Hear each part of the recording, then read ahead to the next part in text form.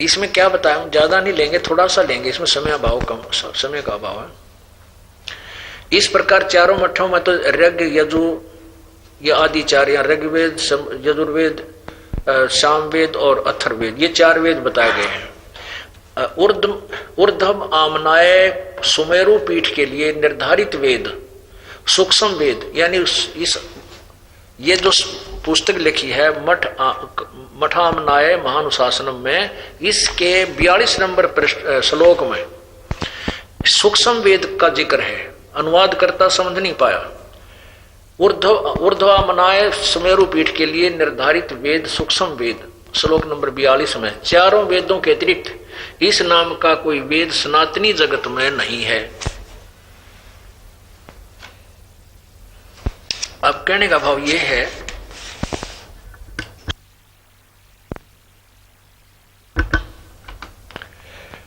अब कहने का भाव यह है कि जो आदि शंकराचार्य जी ने जो रचना की है, जो ग्रंथ लिखे, उनको भी हम अच्छी तरह नहीं समझ सके। ये कहता अनुवादक के पांचवा वेद की तो हमारी इसमें नहीं, सूक्ष्म वेद कोई हमने नहीं देखा आज तक। वो की तो सुमेरु पर्वत पर बताया, ऊपर स्वर्ग में होगा, ऐसा लिखा है इसमें विस्तार से। तो पुण्यात्माओं, अभी तक हम अपने सदग्रंथों से भी परिचित नहीं हैं, तो हमारे पास भक्ति भी सुचारू नहीं है। अब देखिएगा, इसी मठ आमनाय अनुशासनम, इस पुस्तक के 33 पृष्ठ पे है। प्रत्येक मठ के न्यारे न्यारे मंत्र, न्यारे न्यारे भगवान और देवता। शारदा पीठ आमनाय, इसके देवता हैं सिद्धेश्वर और देवी है भद्रकाली। बस ज्यादा नहीं पढ़ेंगे, हम इतना ही बताएंगे। आगे देखो, और इनका महावाक्य है, इनका महावाक्य तत्वमसी, इसका ये जाप करते हैं। और ये कहां से लिया है इन्होंने? छंदोग्य उपनिषद से। ये महावाक्य छंदोग्य उपनिषद से लिया है, वेदों से नहीं। अब यहां देखिएगा, इसका नाम जाप करना चाहिए इस तरह से। अब आगे देखिए, गोवर्धन मठामनाय, गोवर्धन पीठ के जो महापुरुष हैं उनके लिए कौन सा मंत्र है, कौन भगवान है उनका? उनका भगवान जगन्नाथ है और देवी विमला है। ये इनकी पूज्य है।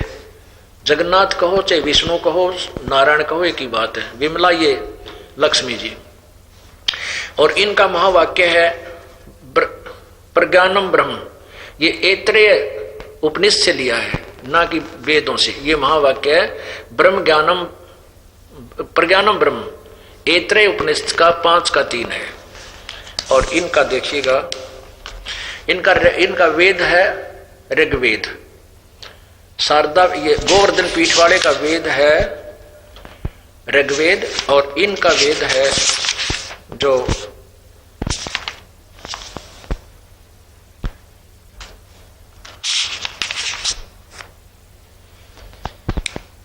शारदा पीठ वालों का सामवेद है। ये शारदा पीठ वाले हैं, शारदा पीठ मठामनाय, इनका सामवेद है।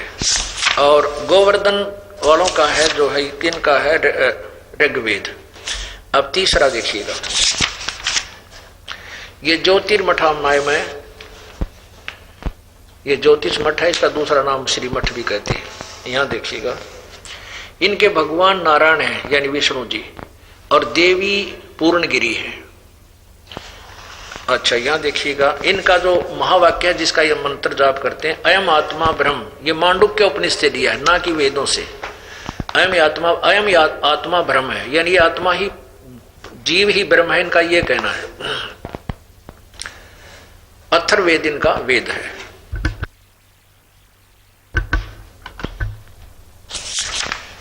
अब चौथा देखिएगा, श्रृंगेरी पीठ आमनाय मठामनाय, इसमें है सरस्वती, इनकी सरस्वती भारती और कुरियन के नाम है। रमेश्वर नामक क्षेत्र है। भगवान आदि वराह, जो भगवान ने सुअर रूप धारण किया था, वो इनका देवता है। और इस मठ की देवी कामाक्षी है।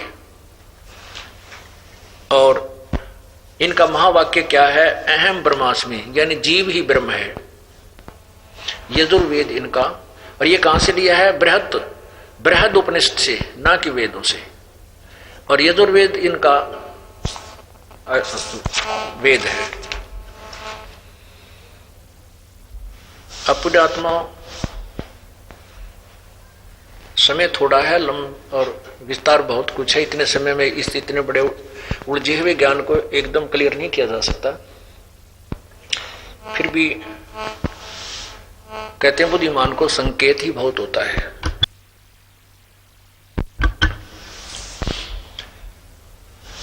कबीर परमेश्वर ने कहा है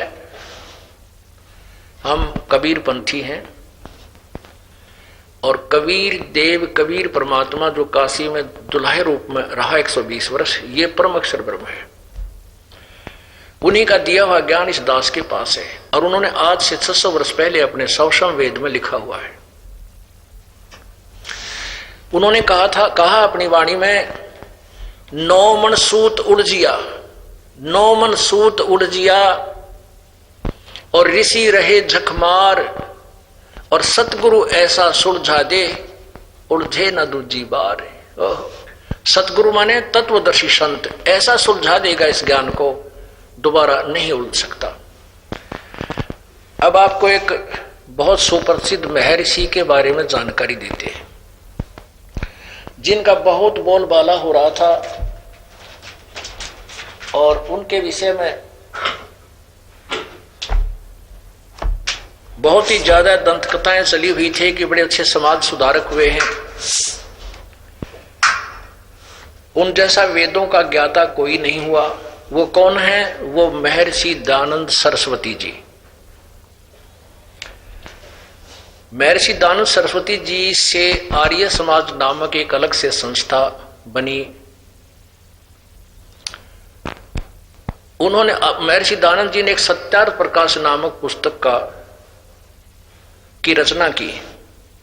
उसमें उन्होंने लिखा है कि इस सत्यार्थ प्रकाश नामक पुस्तक को मैंने वेदों के अनुसार, जो वेदों का ज्ञान है वो सरल करके इसमें लिखा है।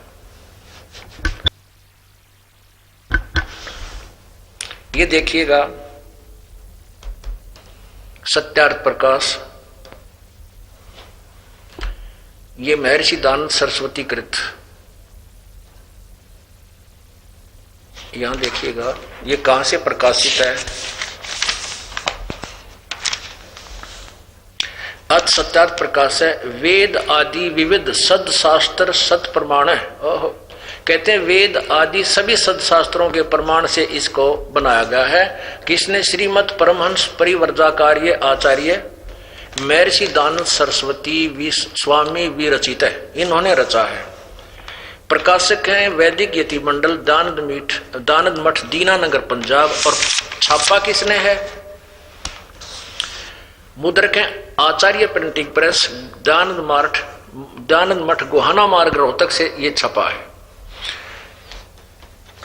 इसको पहले हम इसके विषय में महर्षि जी के बारे में आपको, जो इस समाज सुधारक के रूप में बड़े प्रसिद्ध हैं,